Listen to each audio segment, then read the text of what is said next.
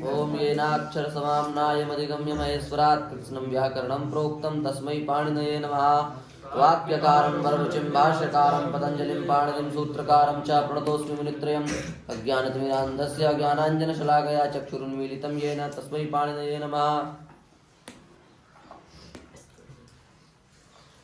कृत प्रत्यय कैसे लगाना है इस विधि को हम पढ़ रहे हैं। सार्वधातुक कृत प्रत्यय उनको समझना है। सार्वधातुक कृत प्रत्यय में सबसे पहले कौन सा प्रत्यय कल आया था? और शानच। इन दो प्रत्ययों पर चर्चा चल रही है ना। क्या समझा इसमें? इसमें यह समझ में आया कि परस्मय पद की धातुओं से कौन सा प्रत्यय लगता है? तत्री। और आत्मनेपद की धातुओं से शानच लगता है। कैसे लगाना है, अर्थ क्या है इनका, ये सब बता चुके हैं। किस अर्थ में लगता है, क्या है। अब केवल एक मुख्य पद्धति रह गई कि आखिर लगाना कैसे है, केवल इतना रह गया है। इसकी सीधी सी विधि ये है कि जैसे हमने कहा कोई भी गण की धातु हो, किसी भी गण की धातु हो और उस धातु को आप बना लो। जैसे भवती, भवती भवादी गण की धातु क्या है? क्या बनेगा? लट लकार का रूप भू धातु का भवती बनेगा ना। और ये तो भवादी की हो गई। देवादी की क्या है? दीव्यति। तुदादी की क्या है? चुरादी की क्या है? ठीक है ना। अदादी की क्या है? अत्ति। और उसके बाद क्या है? जुहोती आदि की क्या है?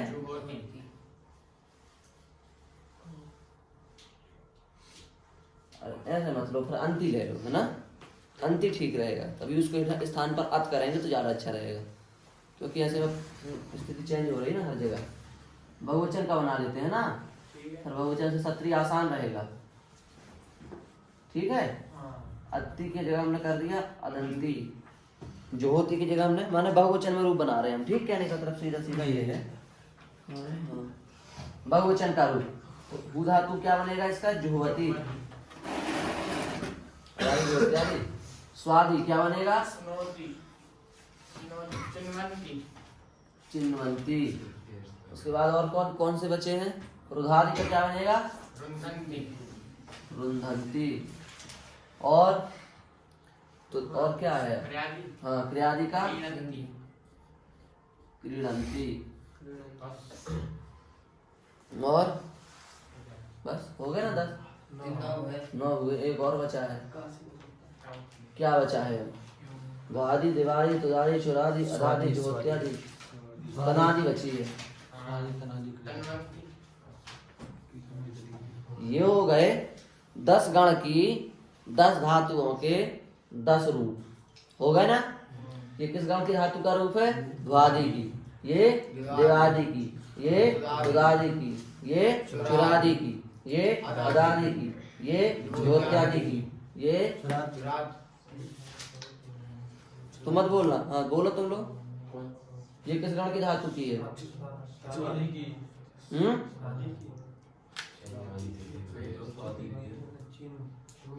स्वादि की, रुधादि की, क्रियादि की, तनादि की। 10 गण की ये 10 धातुएं हैं। इनका हमको मान लो सत्री प्रत्यय बनाना है। इन्हीं धातुओं का सत्री प्रत्यय हमको बनाना है। तो सब जगह अंति को हटा करके आप सीधे तौर अन जोड़ दो। हर जगह सत्री प्रत्यय बन जाएगा। जैसे आपका क्या लिखा है यहाँ पर? भवंती में अंति को हटा करके क्या जोड़ दो? अन। अन तो क्या बन जाएगा? भवन बन गया सत्री। दिव्यंती, तुदंती, चोरयंती, अदंती, जुहवती, जुहवन, चिन्वंती, चिन्वन, रुंधंती, रुंधन, क्रीडंती, क्रीडन, तन्वंती, तन्वन। ठीक है, समझ गए? बस हो गया सत्री आपका। इतनी सी विधि है सत्री बनाने की। धातु से सत्री प्रत्यय हर धातु से इसी प्रकार से लगा सकते हैं। लगा सकते हैं? अब नहीं लगा सकते, नहीं लगा सकते। क्यों?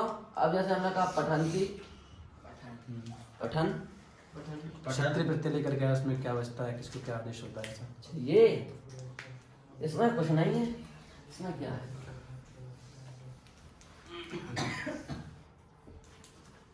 पाठ है, इससे लगाया क्षत्रि, विकरण आ जाएगा, इस संज्ञा कर दो, रूप वगैरह कर दो, सब कुछ कर दो और नुम हो जाएगा। अभी नुम की विधि आपको नहीं पढ़ानी हमको, क्योंकि वो सुबंध का विषय है। तो ता की जगह क्या आ जाएगा? ना। तो क्या बन जाएगा? पठन। समझ गए? इस प्रकार से आप हर धातु का बना सकते। गच्छ धातु का गच्छन बना लोगे। लिख धातु का लिखन बना लोगे। अब तो आप लिखन होगा, लिख धातु का गुण नहीं हो जाएगा, शब्द है, गुण हो जाएगा तो लेखन। मुद धातु का हाँ, वैसे आत्मनेपदी मोद माना बनेगा उसका। चलो अब सत्री बनाने लगे, विद है, विद, तो विद धातु से हमने लगाया क्षत्रि, तो क्या बनेगा? वेदन। यही समझ में आ रहा है? वेदन बनेगा। पर क्या सूत्र है इसके लिए?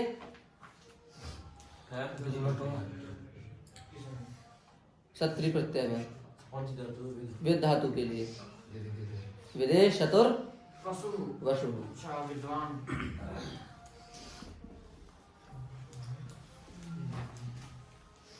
विद धातु के बाद जब सत्री आएगा तो उस सत्री नहीं रहेगा, उस सत्री को हटा करके वसु हो जाएगा। वसु माना वस,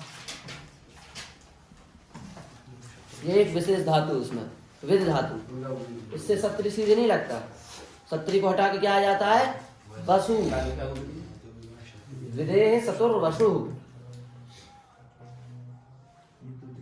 जब विद धातु से सत्री लगाते हैं तो सत्री के स्थान पर क्या आ जाता है?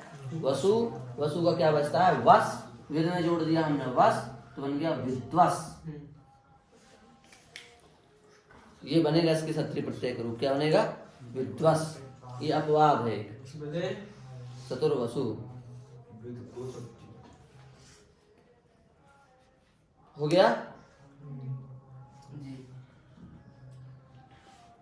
तो दो बातें हैं मुख्यतया इसमें। एक तो ये बात है कि भाई सत्री प्रत्यय हर धातु से नहीं लगता, केवल परस्मयी पद की धातुओं से ही लगाना है।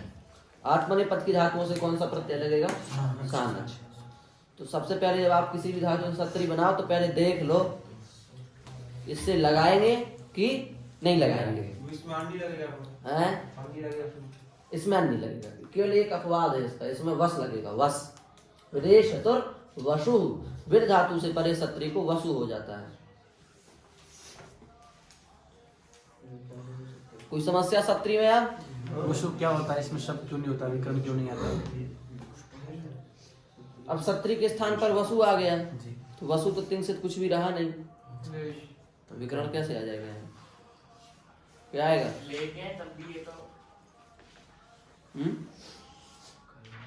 नहीं, कोई प्रयोजन नहीं, क्योंकि विशेष सूत्र इसके लिए बनाया गया।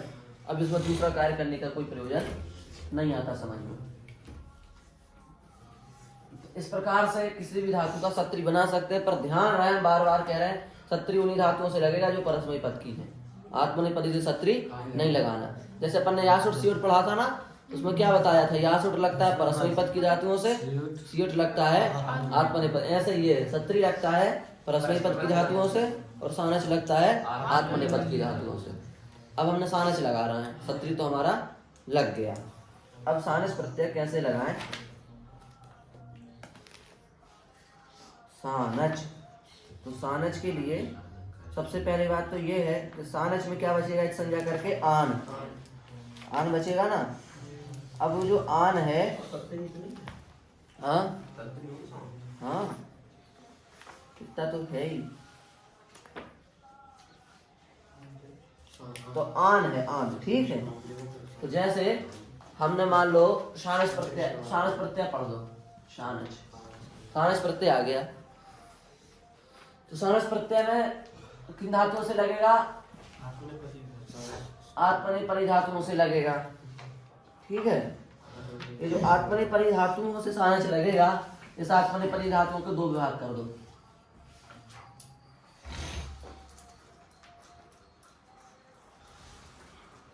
समझ गए?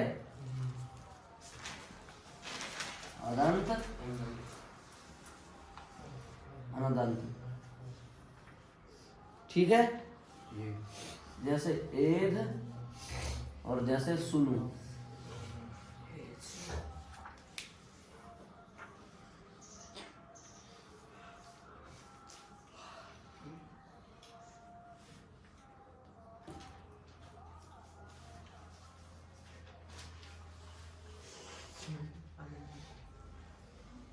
समझ गए?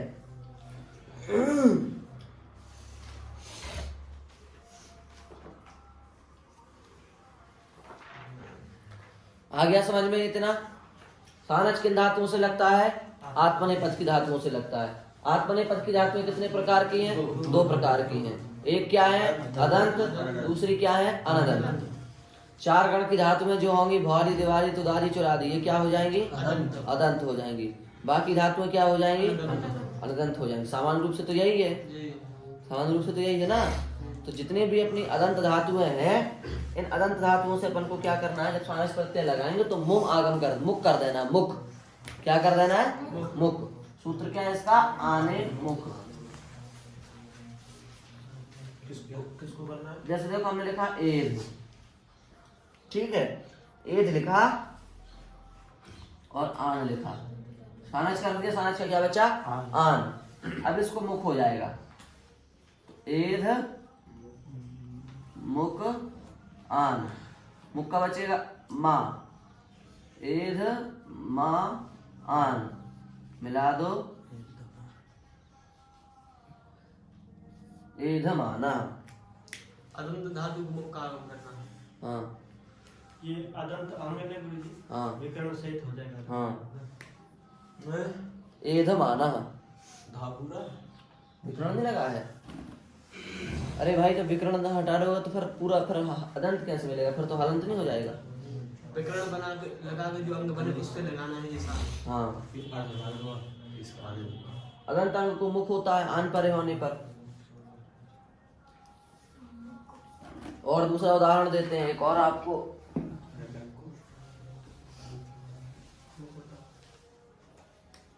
यज धातु है, यज विकर्ण कार्य बनेगा यज, और आन कर दिया मुख, यज मुख आन, मुख का बचा माँ, यज माँ आन, मिला दिया, ऐसे बनता है यजमान। यजमान बन गए। तो ये अदंत, इसके अंत में आ होना चाहिए। इधर विकर्ण लगाने के बाद अंत में क्या होना चाहिए? आ। तो यदि आ अंत में आ रहा है तो क्या हो जाता है? बीच में मुख हो जाता है। अब जैसे हमने लगाया सुनु से आन, अब यहाँ आ है अंत में? नहीं है। सुनु में क्या है अंत में? ऊ है, इसलिए यहाँ पर मुख होगा नहीं होगा। तो सीधे कोई अन्य चीज से संधि कर दो,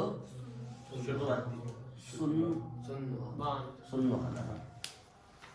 बस, है क्या? नहीं, यहाँ पर मुख नहीं आएगा, यहाँ सीधे संधि हो गई। जैसे हमने लिखा है चिनु और आना, बस यहाँ कर दो चिन्ह आना।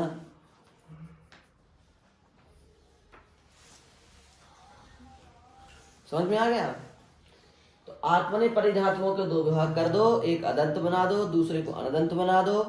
अदंत हो तो उनको मुख कर दो, अनदंत हो तो उनमें यण कर दो, संधि कर दो, जो प्राप्त हो वो कर दो, जोड़ दो।